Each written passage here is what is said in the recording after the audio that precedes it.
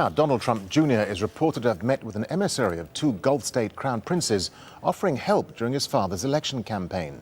The envoy was working for the crown princes of the United Arab Emirates and Saudi Arabia. The New York Times says the eldest son of the US president met their Arab states representatives in August 2016 in Trump Tower.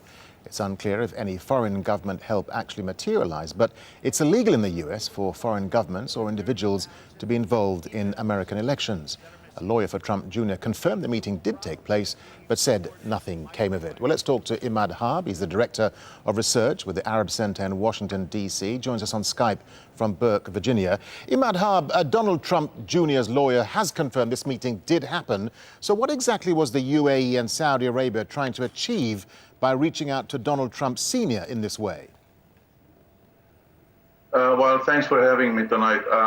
Well, the Gulf allies, Saudi Arabia and the UAE, have always wanted a place at the table in Washington, D.C. This supporting Donald Trump against Hillary Clinton had many, many reasons. One very important reason is they did not really want another Barack Obama in the White House.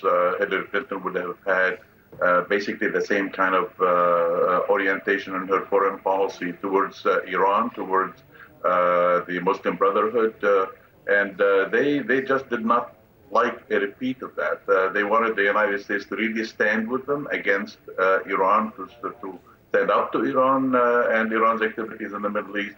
And Donald Trump was promising the right things during his campaign, so why not assist him? And turns out that if they did assist him, and I have a very, very strong feeling that the New York Times piece is very accurate, they got their man in the White House. And is this the first indication that countries other than Russia may have offered assistance to the Trump campaign in the months before the presidential election?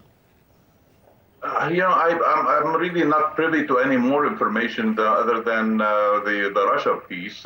Robert Mueller, the special counsel, is investigating the Russian interference, and we really have not had a whole lot of indications that any other country was involved.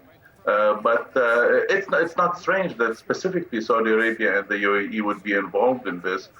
We know Russia interfered before then. We know that the UAE had a very instrumental role in trying to influence the administration, the coming administration coming into office during the transition period when Eric Prince and George Nader and others tried to do their meetings in Seychelles and came to New York, and maybe Mohammed bin Zayed also came here and wanted to meet with Trump. So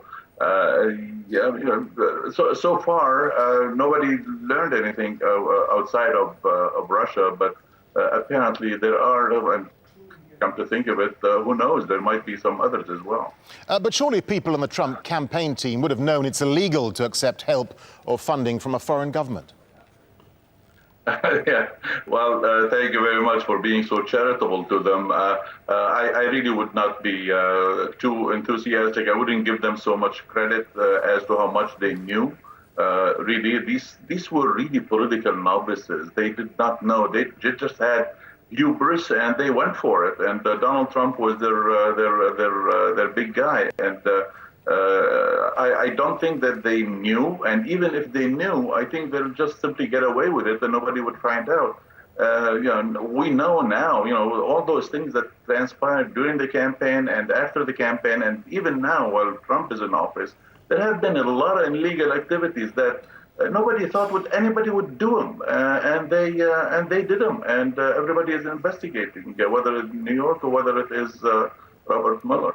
Just a final thought from you then. So is it likely then to form part of Robert Mueller's investigation into interference by foreign governments in the 2016 election? I really don't think this is this question should be posed at all. I would not be surprised at all that Robert Mueller is already on it. He's already talking to George Nader. He has been talking to George Nader for a long time. He talked to Eric Prince. Maybe Eric Prince did not give him a lot of information, because it is said that Eric Prince hid a lot of information and may have perjured himself in front of the committee, in front of the investigation. I would not be surprised if Robert Mueller is already on it. Imad Harb, thank you for talking to Al Jazeera. I thank you.